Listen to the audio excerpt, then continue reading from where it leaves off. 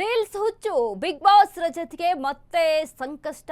Big boss ಮಾಜಿ ಸ್ಪರ್ಧಿ ರಜತ್ ವಿರುದ್ಧ suo motu case.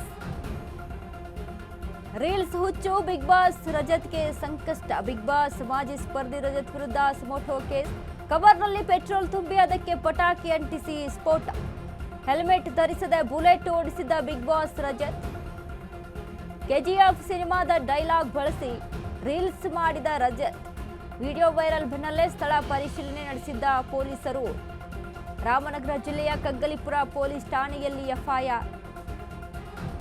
BNS 287-292/3 motor vehicle act 1988 ಅಡಿಯಲ್ಲಿ ಪ್ರಿವೆನ್ಷನ್ ಆಫ್ ಡ್ಯಾಮೇಜ್ ಎಫ್ಐಆರ್ ದಾಖಲಿಸಿ ರಜತ್ಗೆ ನೋಟಿಸ್ ಜಾರಿ ಮಾಡಿರೋ ಪೊಲೀಸರು.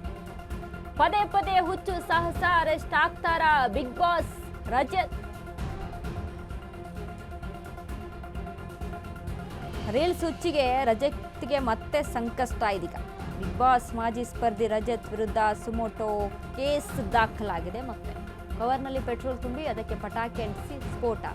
ರೀಲ್ಸ್ ಅನ್ನ ಮಾಡಿರ್ತಾರೆ, ಇನ್ನು ಬುಲೆಟ್ ಓಡಿಸಿರ್ತಾರೆ ಹೆಲ್ಮೆಟ್ ಇಲ್ಲದೆ.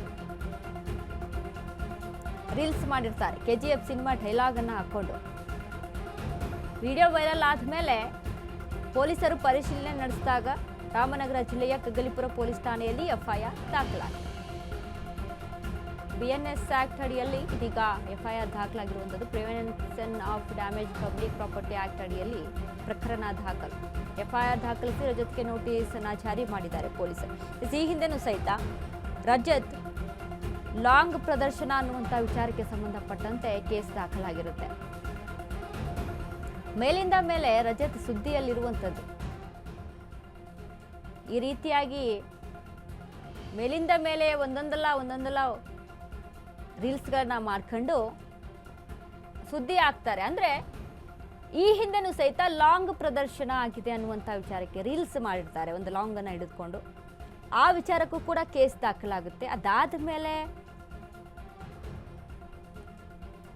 ಬಿಗ್ ಬಾಸ್ ಸ್ಪರ್ಧಿ ಜೊತೆಗೆ ಅದೊಂದು ಕೇಸ್ ವಿಚಾರಕ್ಕೆ ಸಂಬಂಧಪಟ್ಟಂತೆ ಡಾಕ್ ಸತೀಶ್ ವಿಚಾರಕ್ಕೆ ಸಂಬಂಧಪಟ್ಟಂತೆ ಒಂದು ಕೇಸ್ ದಾಖಲಾಗಿತ್ತು.